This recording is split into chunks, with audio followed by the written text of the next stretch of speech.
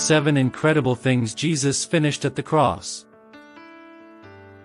The last word that Jesus said on the cross before dying was Tetelestai. The Greek word of it is finished. John 19:30 reads, "So when Jesus had received the sour wine, he said, 'It is finished.' And bowing his head, he gave up his spirit."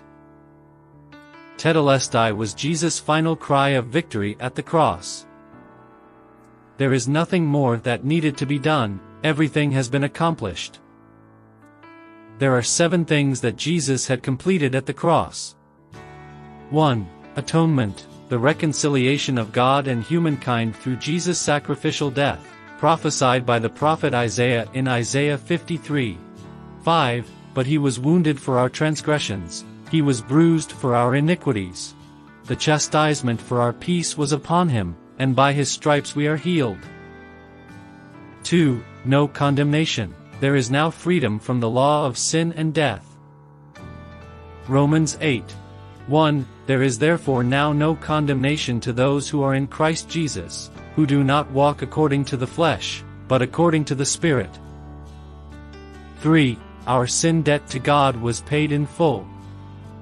Sin is a legal debt that we all owe to God because we break God's law every time we sin. There is no way that we can ever pay God for this debt.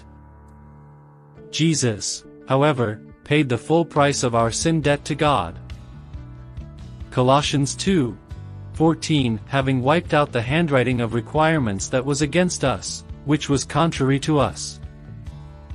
And he has taken it out of the way, having nailed it to the cross." 4. Fulfilled God's promise in Genesis 3:15 of a Redeemer who will break the power of Satan. Jesus Christ's death at the cross crushed Satan's head and disarmed him of his deathly power.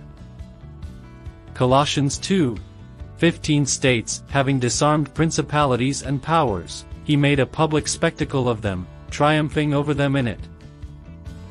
5. Christ's righteousness was granted to sinners.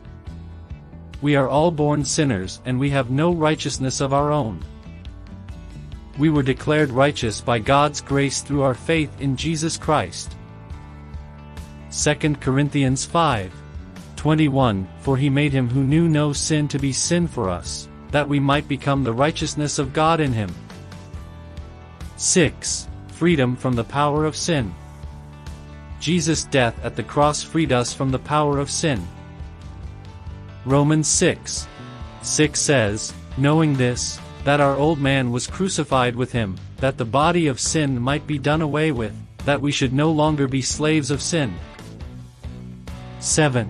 Revealed God's love for his human creation. Jesus' death at the cross in payment for our sin revealed God's love for us.